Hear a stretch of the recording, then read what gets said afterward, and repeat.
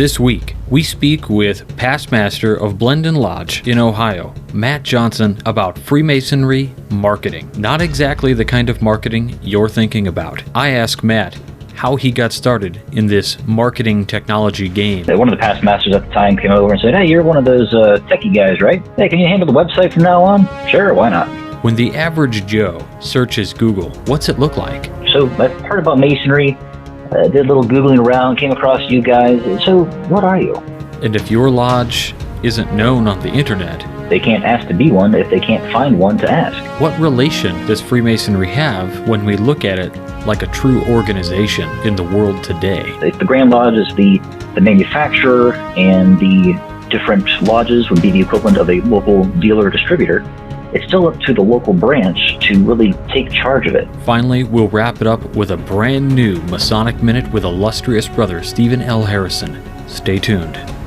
Welcome back to Whence Came You, a Masonic podcast featuring research papers and discussions related to Freemasonry. Here's your host, Brother Robert Johnson. Welcome back to the show. This is episode number 481. We got a great show coming up for you. As usual, I want to give a shout out to all of our producers, fellows, contributors, and legacy partners. Without you, we cannot make this show. To all of our past supporters, thank you as well. Because of you, we are able to offer this program to anybody with an interest in Freemasonry, its kindred sciences, the world over. What's going on in the news? I released a new book called How to Charter a Lodge, a no-nonsense, unsanctioned guide. You can check out the details and where to get that on wcypodcast.com. Click on support the show and you can purchase it right there. You can also get it on Amazon and Kindle. As you heard in the opening, we've got a great interview with Brother Matt Johnson of Freemasonmarketing.com. And after the interview, we'll hear from Illustrious Brother Stephen L. Harrison for this week's Masonic Minute. But for now, let's get into the interview with Brother Matt Johnson of Freemason Marketing.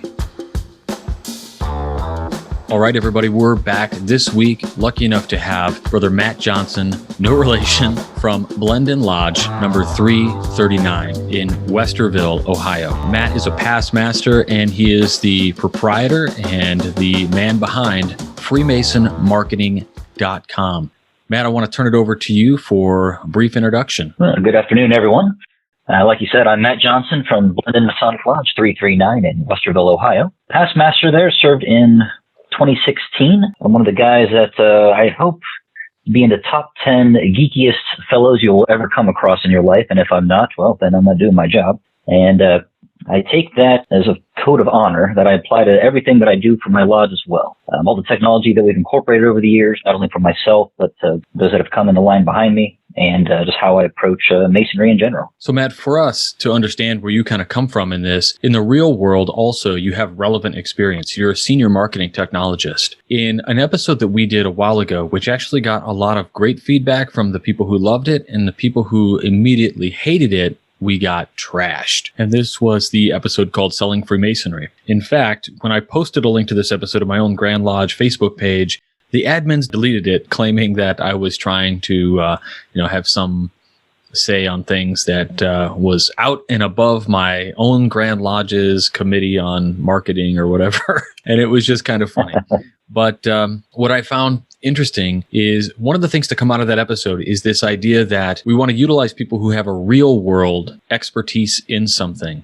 And they say, well, Freemasonry, we have so many volunteers and you kind of take what you can get. But I think if you really know your people, you can leverage their talents, specifically something that most Masonic lodges struggle with today, which you outline on your website, Freemason Marketing. Straight away, you can see, a couple paragraphs you wrote on the problem. And this is one of the things that I'm really passionate about. And this is that we want to put somebody who has relevant experience in the job, right? Like in the past, it's no big deal to see we have a Freemason, a member of our lodge who is a painter who comes and paints in our lodge. Well, now as Freemasonry moves from the 20th century into the 21st century, we're behind the curve.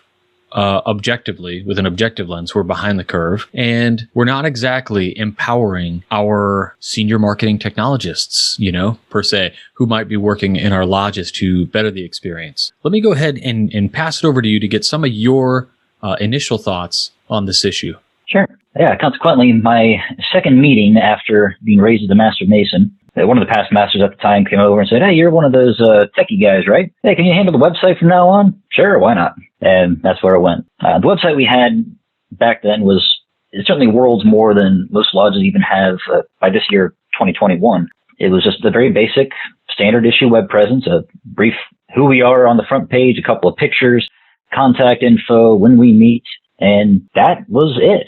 But how many lodges out there have even that basic information published in any way, shape, or form? I took that, and it's been my baby ever since. As time went on and a few other younger guys came into the fold, more admins were added to the site. Of course, we got on board with social media, and it's just been exponential growth. What started off as a project and passion of one now has, we don't have a committee per se, but just a bunch of us that help manage the portals that we have and just make sure it is exactly what we want to do with it. To your other comment there, the problem that I noticed is that our lodge is a bit unique. We are known, at least here in the 14th District, as an exceptionally young lodge. Our entire officer line, the bulk of our membership that is actually coming to meetings, called 25, 30 guys in the before COVID times, that are, I'd say, under 45 on average. A couple of outliers, of course, but for the most part, we are quite young. Myself, I was the youngest guy to serve as Worshipful Master at Blendon, if not at least the past 100 years or so, maybe ever. Now, of course, the guy who came up behind me technically had me beat by a couple of months, so I give him credit for being the truly youngest one. But because of the amount of just young guys that they just reach out to us, say, "Hey, so I've heard about Masonry, did a little Googling around, came across you guys. So what are you?" And that in and of itself is how the conversation starts. And once they reach out to us, well, you know how it goes. To be one, ask one. But they can't ask to be one if they can't find one to ask. And that's kind of how I had the seed in my head from years back. There was a class we had to go through back when I was starting in the line called Stuff You Should Know. And Ken Cohen, worship brother Ken Cohen, an old mentor of mine, he and I had a conversation one day, and this all kind of came into focus of, we've had all the success at Blendon, and I see a lot of other lodges struggling. We're not doing anything magical. It's just people reach out to us because they can find us and they can. And once that kind of clicked, then the Freemason Marketing Project came really full circle. But I eventually did write an op-ed that was submitted to the Grand Lodge of Ohio, put in one of our magazines at that time. And after that, I started to just publish exactly how I do what I do for Blendon. Is it the end-all, be-all for marketing? Certainly not, but it's at least what I've done and what I found success with for quick and dirty, for free resources, cheap resources, how to do this, how I did that, not only for how to get a website published, how to get it together, how 60-year member can put a website together on almost no budget if that's what they want to do, or even with completely free if that's what they want to do. Let's talk a little bit about the website.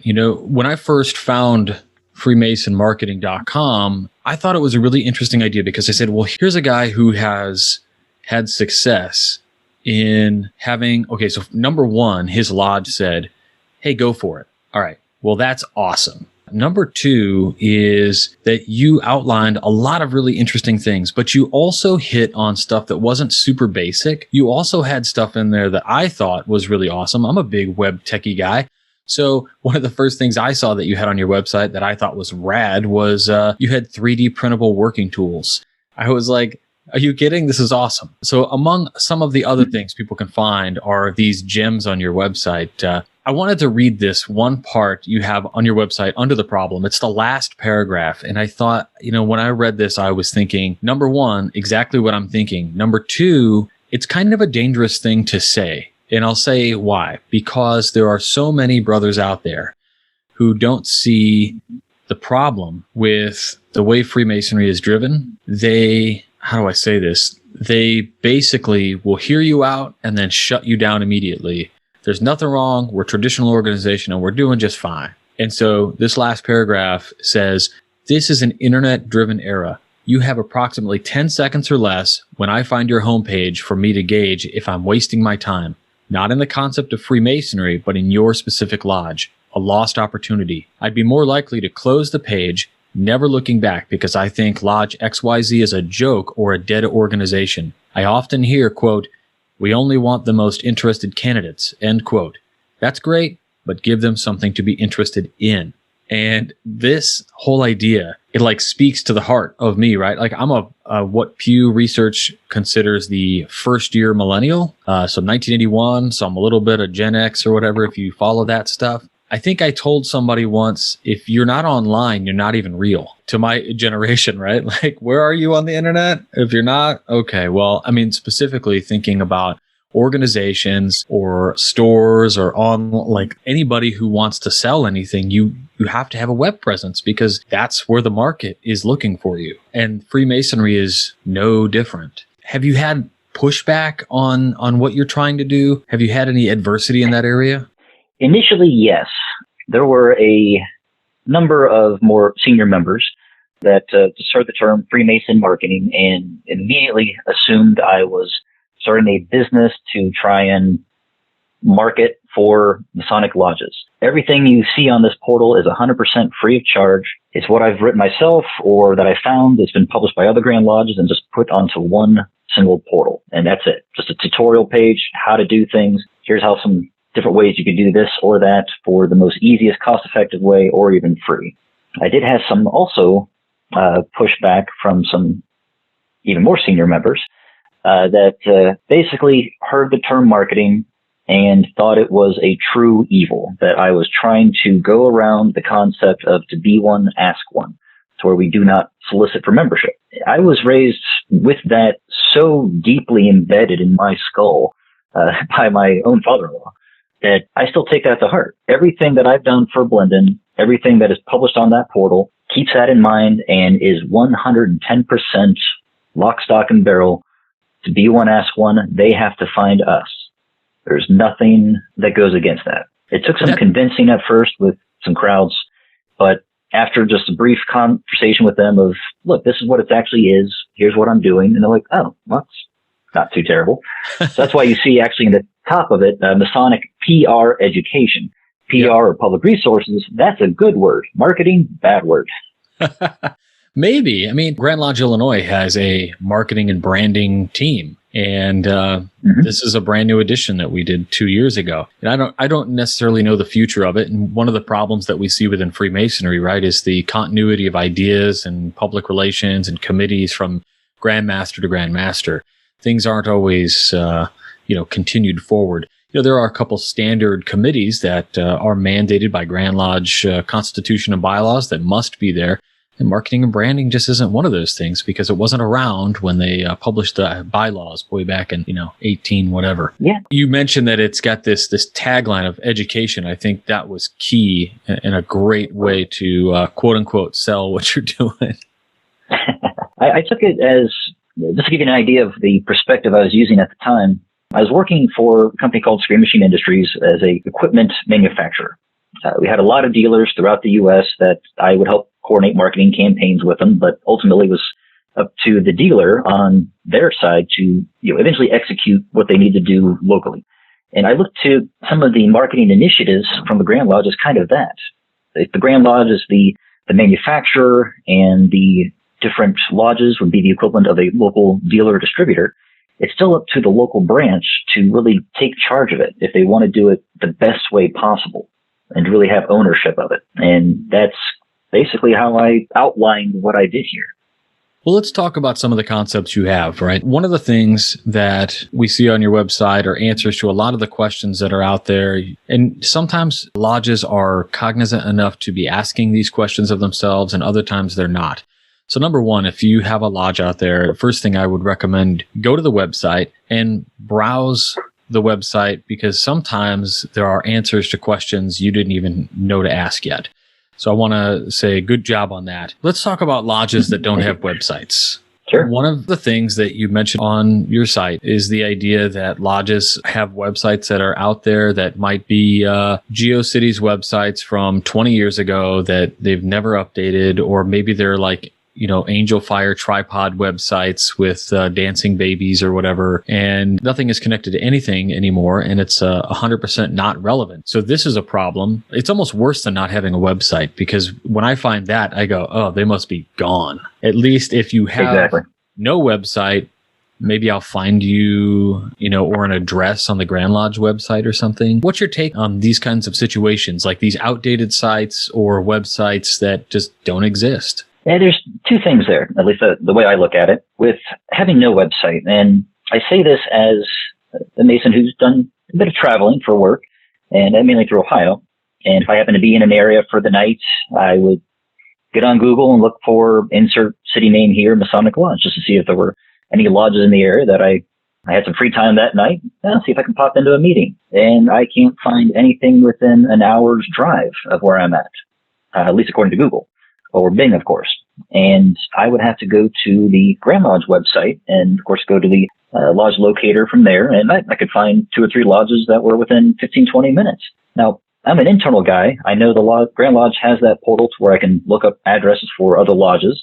But John Q. Public has no idea that even exists. So if they go to Google and look up insert city name here, Masonic Lodge or Freemasons or anything like that, and they can't find anything at all, they're just going to assume it just doesn't exist there. And there's just no way around it.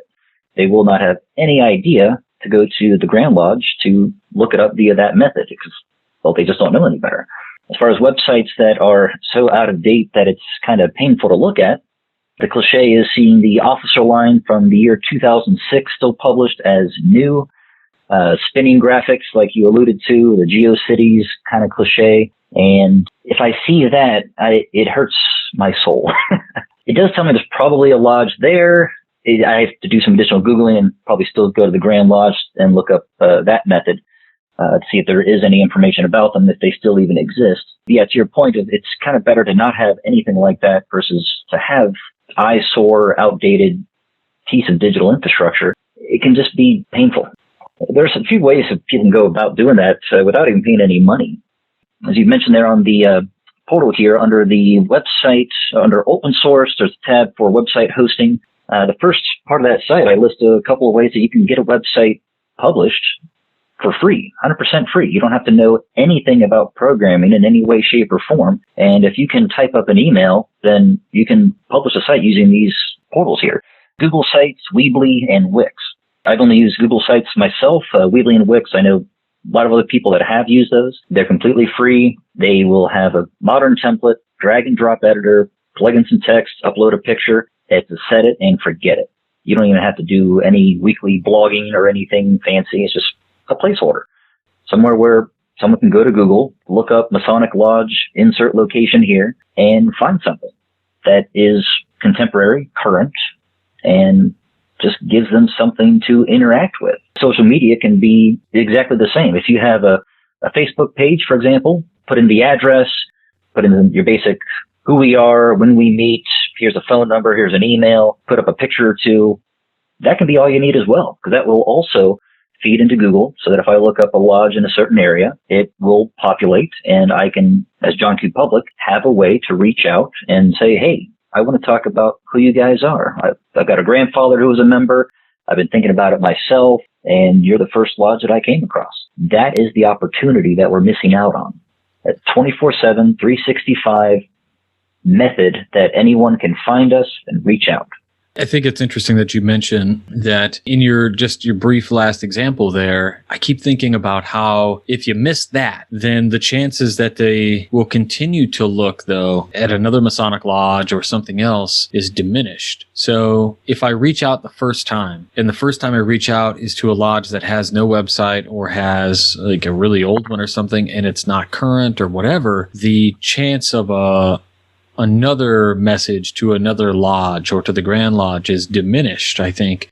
And so it speaks to the importance of having at least a placeholder for lodges that are out there. A couple of years ago, this was something that we dealt with, I think many jurisdictions were dealing with, and any lodge that has, or any Grand Lodge that uses the Maury database membership system, what's now known as M2 or Groupable, they decided to click a button and populate a website for every single lodge under their care. So it was like our lodge page / whatever your lodge was, and instantly there was a firestorm of activity. Some lodges did not want a website. Other lodges felt that the SEO that was populated for the OLP was putting that result above their actual lodge's website, which they love and like. So there were problems, but overall, I think the lodges that maybe have their stuff together with their websites will work with Maury to make sure that their actual lodge website populates first or whatever. But for the vast majority, the sea of lodges out there with nothing, perhaps Country Lodge number 5 that, is literally country building with, nothing around it for 20 miles and doesn't have internet and has a landline phone. They don't have a website, but now they do. And at least the website might list a phone number of a contact, right? Your initial thoughts, was that a good idea to just blanket lodges? Do you think that was good? Do you think it was a step in the right direction maybe? Or step in the right direction? Absolutely. I was one of the guys here in the 14th District, this is for the Grand Lodge of Ohio. That was the one of the first guinea pigs for that particular system, because they already knew I was pretty hot and heavy for websites, especially in Masonic circles, and played around with it a bit. As far as for Blendon's use, we had absolutely no need for it. We just had a very basic paragraph, and for the most current information on Blendon, please click blendon339.com, and then shuffle them off to there. But as far as a quick and dirty way to get something out there for everyone that was better than nothing, absolutely. Now, the implementation of it was a little lackluster for my personal preference, but I also like a little more customization or options, and I personally don't mind getting into code if I have to make something do what I want it to do. But thinking about the 6-year member who is the lodge secretary, who has that contact information published on there and started to get a little more activity, that is it. That was exactly what when that came out, I was so happy. It was a marvelous experiment. Shortly after it came out, though, we, at least in Ohio, actually shifted from Maury to Grandview. So that whole thing went away for us completely. I haven't really kept up with it since. If they've updated the templates or how the back end worked, I certainly hope they did, and I would encourage them to continue to do so. But as far as just getting something out there that was quick, dirty, free, emphasis on free, it was a great thing. Great step in the right direction.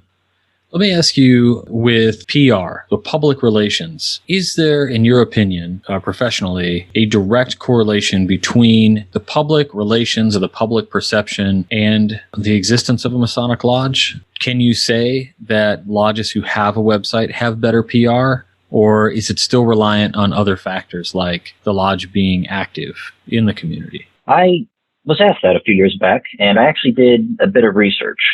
I went through, got a listing of every lodge's name in the state of Ohio, and then just using Excel, put a couple search phrases along with that, and I would copy and paste that search phrase into Google and do a search for every single one of these. So insert lodge name here, Facebook. Insert lodge name here, Twitter. Insert lodge name, website, or just however I don't recall the exact phrase by this point. And then also for Google Maps and Bing Maps. The idea was to get a simple yes or no if each of these lodges had a piece of this infrastructure in place.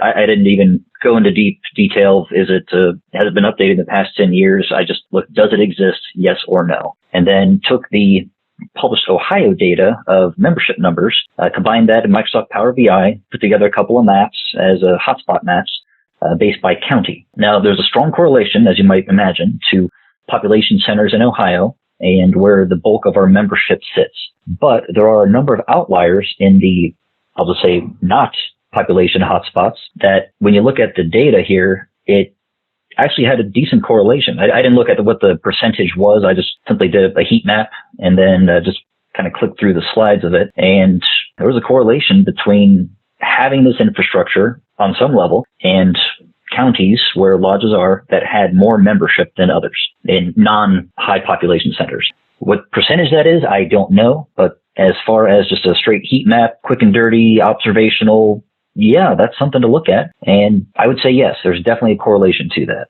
And again, I speak from the experience of Blendon of just by having this infrastructure in place, we had more people reach out to us than had ever reached out to us in the past. Leads me to my next question is, does no PR equal no members? Absolutely not. Even before the age of the internet, we still had guys who would seek us out and reach out for, hey, who are you? What are you doing? And, I had a grandpa who was a member, curious about you guys, and maybe I might want to join. It's not having digital infrastructure in place isn't going to prohibit people from finding you one way or another. It's an organic process through just word of mouth. Maybe having that ring on your finger a guy asks you about, or, hey, I see you got that, what's that thing on that license plate? And it can start a conversation. But having that infrastructure in place just enables that 365, 24/7 opportunity for someone to reach out to you for.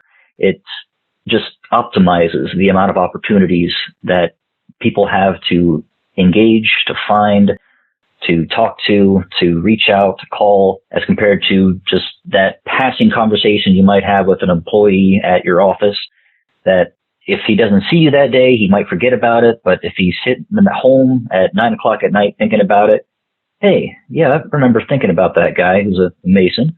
And then Google up Masonic Lodge in Westerville, Ohio. Oh, look, there's actually a couple lodges here. I wonder if he's a member there. Oh, I'll just reach out and see who they are. It enables that interaction to occur at any time that's convenient for the person who is looking to find us.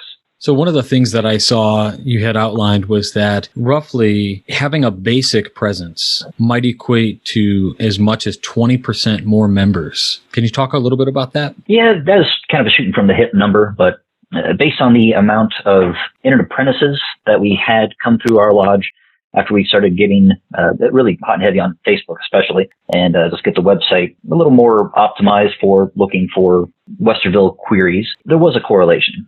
And be it 10%, 20%, I think it's probably more 15 on average. But after that infrastructure was in place, yeah, we definitely had a membership boost. There's no way to not say there wasn't. Whether or not the website was the end all be all and the why it happened, that's kind of up to interpretation. But because we had that website, that's where they came in from. Every single one of those guys that reached out to us emailed us on the website, found us on Facebook, reached out to us on there, or one of our other pieces online. But every single one of them came to us via the internet. That's pretty much what we've kind of seen, I think, in Illinois also. I mean, I would not have been made a Mason had there not been a Grand Lodge website. I mean, I was a web inquiry. So for me, it was absolutely imperative. I remember the conversations with my mother lodge, Waukegan number 78. Wow. I thought, well, we should probably have a website. And when we talked about it, my lodge kind of freaked out. It was, we're not allowed to have a website. What do you mean we're not allowed to have a website? Who said that? Well, our Grand Lodge says we can't. I'm not entirely sure that that's factual, right? And so what we find is that there's a lot of people out there who've never reached out for the actual information, who've never reached out to their Grand Lodges to get the word, straight from the official source about the website. And of course, in the end, we are allowed to have a website. And so when this whole thing happened, they built a nice website.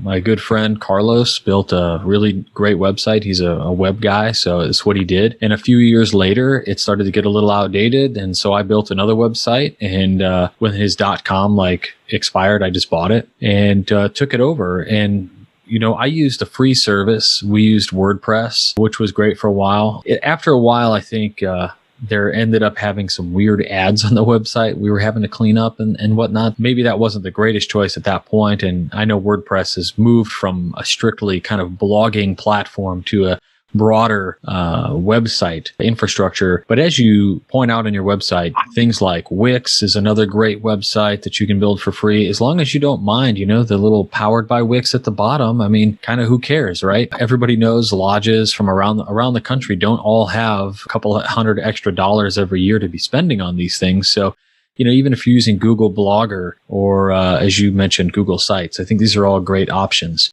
One thing I see on your website that was intriguing to me, it's one thing to go after a Masonic Lodge or as a Masonic Lodge to put out, mailings or flyers or whatever. But one thing that you have on here is video marketing. Now, video marketing is a pretty interesting concept in Freemasonry, and something that was really only been dabbled in. Several years ago, there were a few Masonic lodges that all competed in a contest to make a commercial for Freemasonry. And The winning commercial was actually really, really great. I'll put a link to that video in our show notes, but it was really well done. But because it's one of these things that has some taboo and might take a little bit more money to accomplish, and with the advent of the Scottish Rite Northern Masonic jurisdictions, like marketing efforts, they have these kind of one or two versions of a commercial that they've put out. Let me get your opinion on, in general, video marketing and what you think about it, and if there's a future in that for Freemasonry, or if you think it's like the mini disc or Betamax. It's one of those things that's in the middle, but we're going to pass over it. Speaking just in a professional capacity, video marketing will always have a place in some capacity as a wonderful way to engage your customer base, prospects in our case, or just anyone's interested in a subject in general. Videos are very easy to digest, not only from your cell phone as you're sitting in the doctor's office waiting for your appointment, if you're sitting at home, or just any other capacity there. Video marketing, to do it, like you were talking about there, can be a little cost prohibitive, certainly a little prohibitive just to get the right footage, to get the editing right, to get the messaging right. It can be a lot of work to put together a video that actually looks worth watching. But we don't have to do that. You mentioned the page on my site here. At least at the time that I put my site together, there's probably been a few more videos published since. I went through and found any video that I could possibly find that looks like a good promotional piece about Freemasonry that Grand Lodges had put out, Scottish Rite. And if you just go to Google and look up Freemason video on YouTube, you're going to find a ton of stuff. The videos on here, my personal favorite was Is There Greatness in You? From the Maryland Freemasons page. It's their Grand Lodge. And it has an actor playing as Benjamin Franklin, and he just has a very uplifting, emotional way to really dig into, what's in you? What is your character, kind of thing. And a video like that I see as being very useful. Just, you can certainly publish it on your social media page, assuming your lodge has one, but just even having a video like that in the About section for your lodge's website can be just absolutely phenomenal. Having a promotional video on there, promotional, again, can be kind of a bad word in some of our circles, but just having an overview video, for lack of a better way to put it, in your About section or your home page or somewhere else on your site can be a great way for someone to, within the span of 2 to 3 minutes, get a very inspirational picture of, so that's who these guys are. And it cuts through the junk that you see elsewhere on YouTube, and it's a video published by us, for us. And there's no reason you can't take advantage of it. There's tons of videos out there published by Grand Lodges, and they're all very, very well done. So why not use them? Yeah, well said. I think there's a lot to be said for it. I think that I would love to see more of maybe perhaps a little bit more cryptic to a wider audience. Could you imagine if we got something played on primetime television or an ad before your Hulu starts? That might be kind of interesting. The conspiracy theories would go nuts. Oh, they would, but it would be fun. You have a great tab for open source, right? Like whether it's open source for our members who might be listening or anybody out there. Basically free stuff that you can get without licensing. You don't have to worry about it. You have great category management here, right? Graphics software. You mentioned GIMP and Adobe's free version for Windows 10. Video editing software, web development software. One of my favorite things actually on the website is your Quill Secretary database tool. I mean, it's pretty neat. And really for lodges out there who, some Grand Lodges have these homegrown Excel tools, or, maybe they're using Access or whatever, but it's all kind of homegrown. And that's fine if that's what you have to have. But when you have something that's a little bit cleaner, a little nicer, and you're used to a program like perhaps if you're in Grandview or Maury or something along those lines, and then maybe now you're a secretary of, because you're so good at being a secretary, now you're a secretary of an appendant body organization where we know, like, good luck. Our appendant body organizations don't usually have a membership organizational system. And so the Masonic Lodge Secretary database that you have, which is again, Microsoft Access 365, is like a really clutch tool. Did you build this yourself or just something that was out there? No, I built that myself. It was actually at the request of our then Secretary Dennis Overholt here at Blendon. He and I, after just a conversation, he described some of the issues he had with just trying to find information for reporting or to find a particular section of minutes, just one keyword in his minutes, and he had these dozens of Word documents that he had to go through manually. And I'm a big Access guy. I love Access. And at the time that I made that, I was doing a lot of big database development for the company I was with, Screen Machine Industries.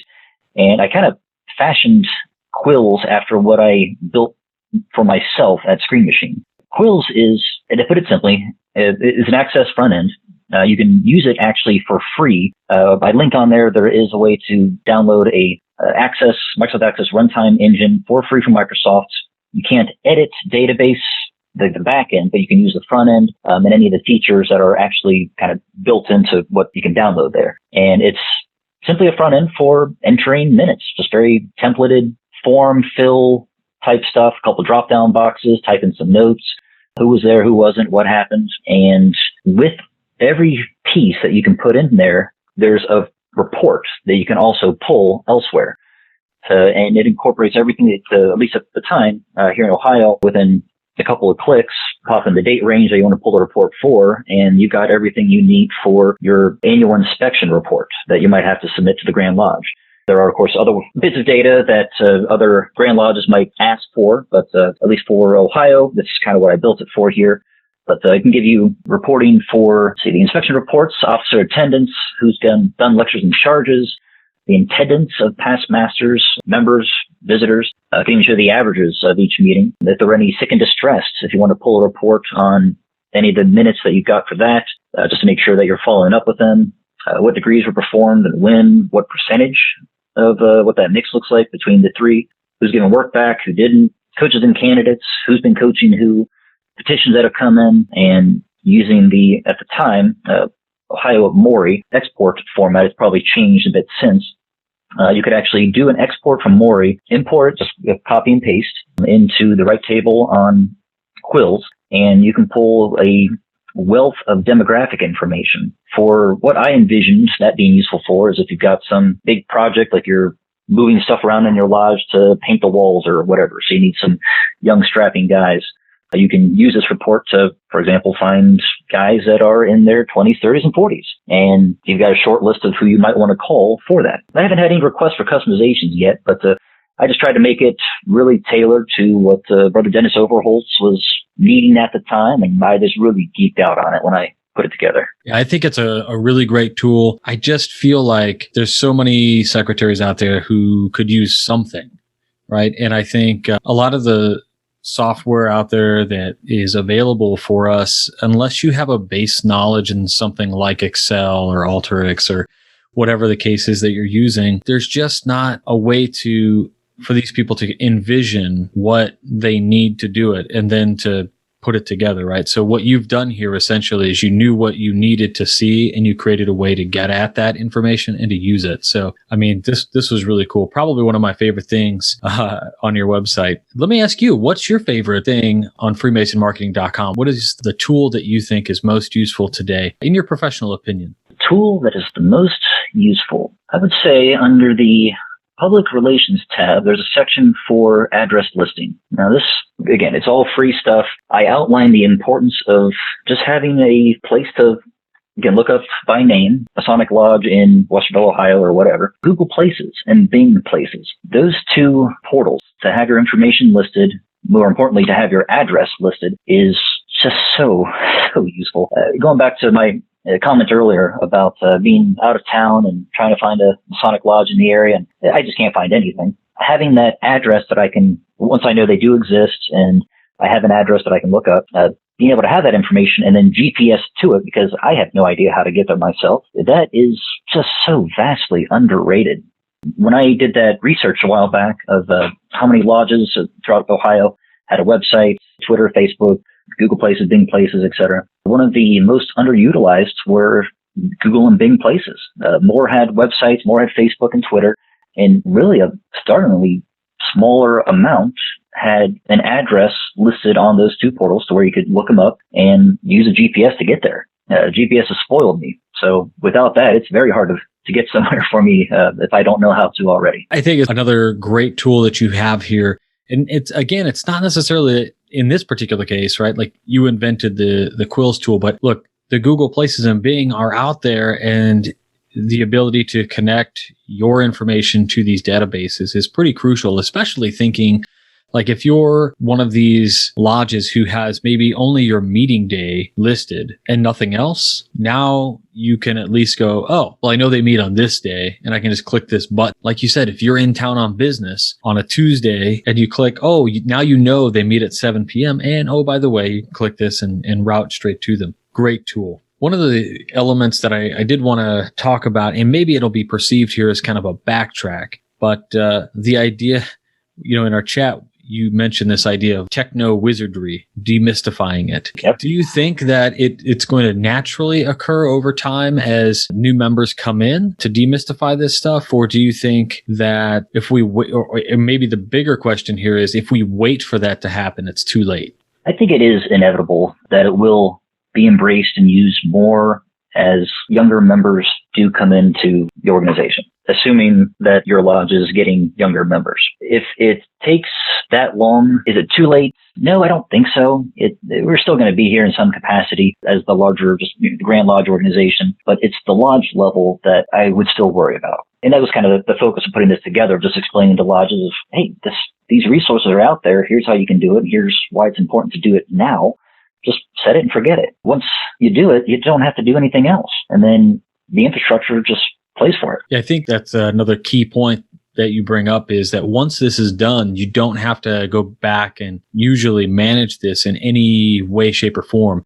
I mean, even if you're just putting up placeholder information with telephone number, an email address for contact or something, and directions, I mean, really, it's a foundation stone. I mean, you can build on it from there, and how big and bold you want to get with your Masonic Lodge's website or web presence or what have you is up to you. But it feels like this is a step where if you're going to start a business, right? If you're going to buy an LLC or S Corp or whatever, or 501c10, it feels like in any way, shape, or form, when you become a legitimate legal entity, part of that should be like, do you exist here? Like, is your information publicly available here? It just feels like part of the process is a thing that's a given that it should happen. But because we've existed for 250, 300 years in the United States, we haven't had to play by those rules. And I think, honestly, the faster our brothers put something together, the better of a time they're going to have in all aspects of the craft, bringing members in, the public relations you've talked about, and simply being, well, this is kind of a loaded thing, but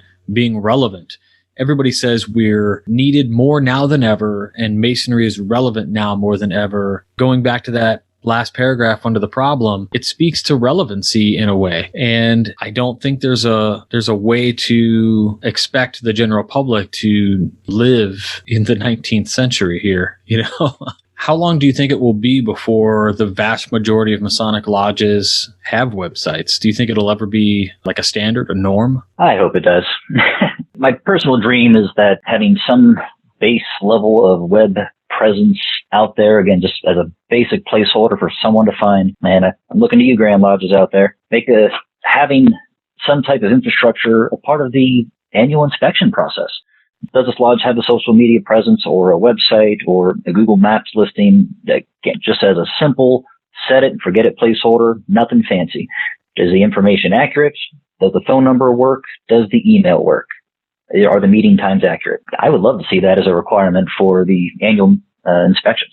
I think that would be a big step in the right direction. I'm always wondering how are we going to implement this? But if it becomes, a line item on the annual inspection or, here in Illinois, we have the official visit. If it becomes a line on that, maybe it's not required, but because it's there, it starts planting seeds in the minds of those who, have to answer for that report. Absolutely.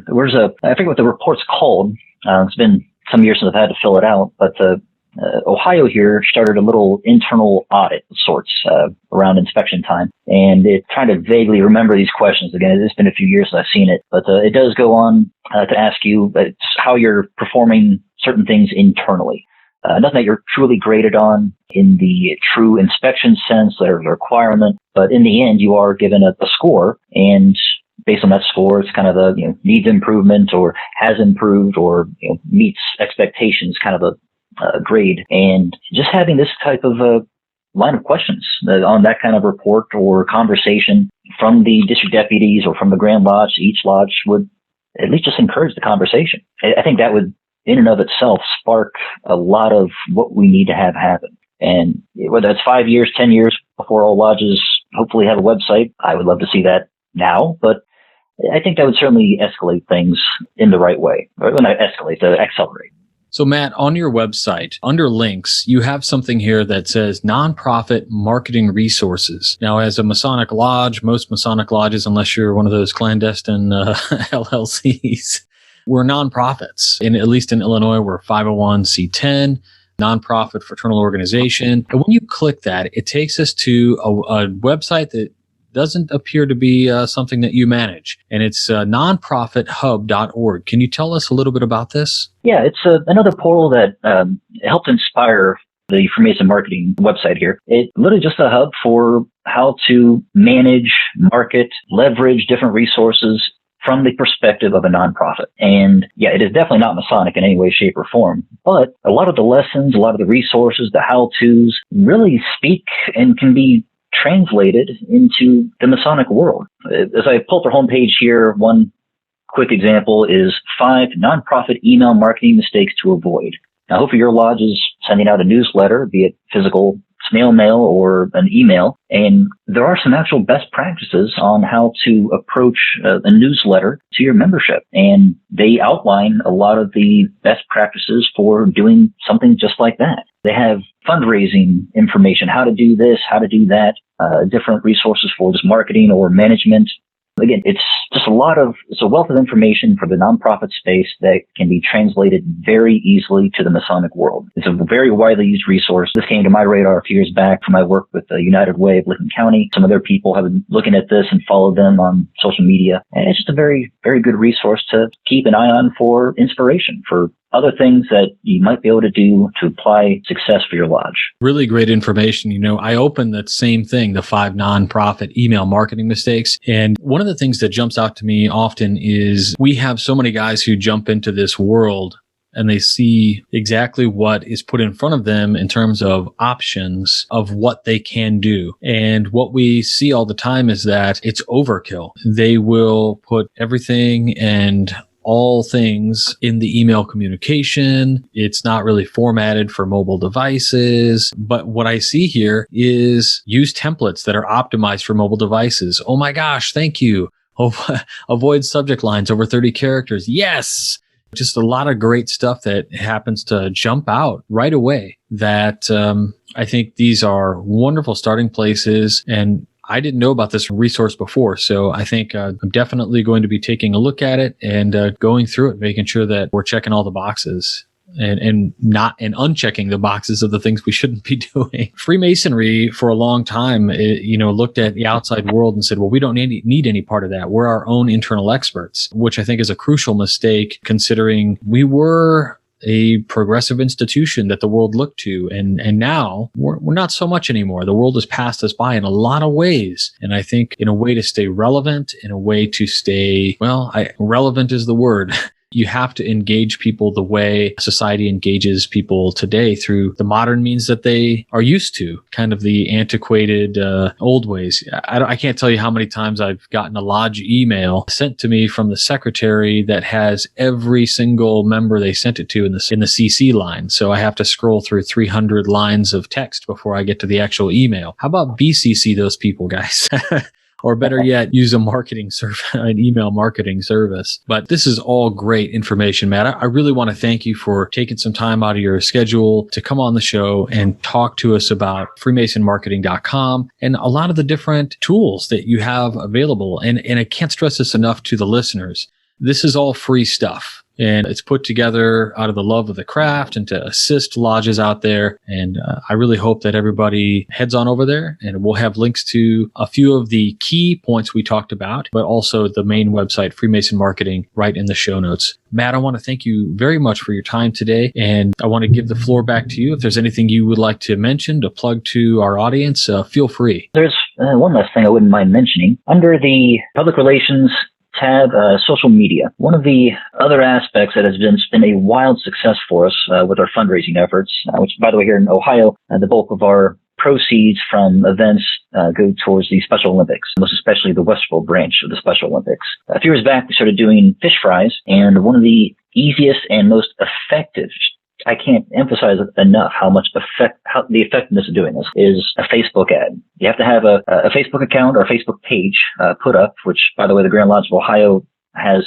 wonderful instructions on how to do that. I'll list up a few of those myself and have linked to them as well. And for as little as $5 a day, really just $2 a day, you can target your local municipality with an ad for an event.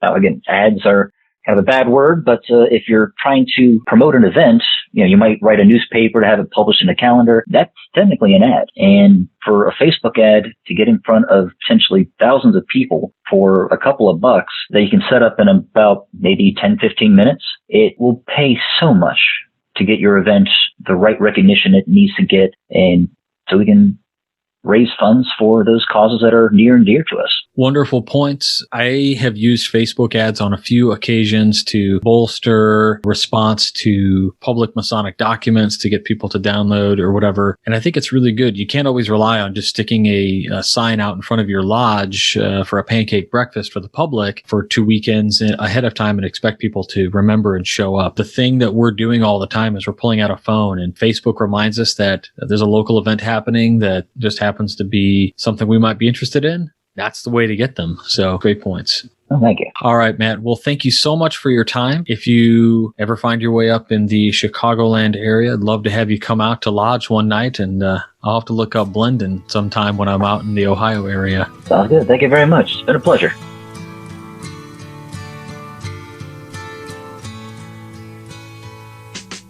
Among the many stories of brothers meeting in mortal combat on the battlefield, but nevertheless extending brotherly love and Masonic courtesies, is the account of the meeting of Lord Charles Cornwallis and Baron Johann de Kalb. Not much is known of the Masonic activities of either, nor are their lodges known for certain. It is likely, however, de Kalb was a member of Pennsylvania's Armed Forces Lodge 29. Brother Cornwallis is best known as the British general during the American Revolution who surrendered to George Washington at Yorktown, putting an end to the American Revolutionary War. As a member of the House of Lords, Cornwallis actually sided with the American colonists, but chose country over ideology when he became the commander of British forces in the colonies on January 1st, 1776. He led that effort until his surrender October 19, 1781. After the Revolution, Cornwallis went on to serve as Commander-in-Chief of India in 1786, as well as Viceroy of Ireland from 1798 to 1801. He returned to India in March 1805, serving as Governor General until his death 7 months later at the age of 66. Born in Germany in 1721, Brother de Kalb served in the French army for over 20 years, coming to America in 1768 on what was called a secret mission designed to help France determine the level of discontent among the colonists. During that trip, he came to respect the colonists for what he called their spirit of independence. 9 years later, he returned to the colonies with the Marquis de Lafayette, his protege, joining the American forces with the rank of Major General. He spent most of that winter at Valley Forge with a brigade of troops under his command.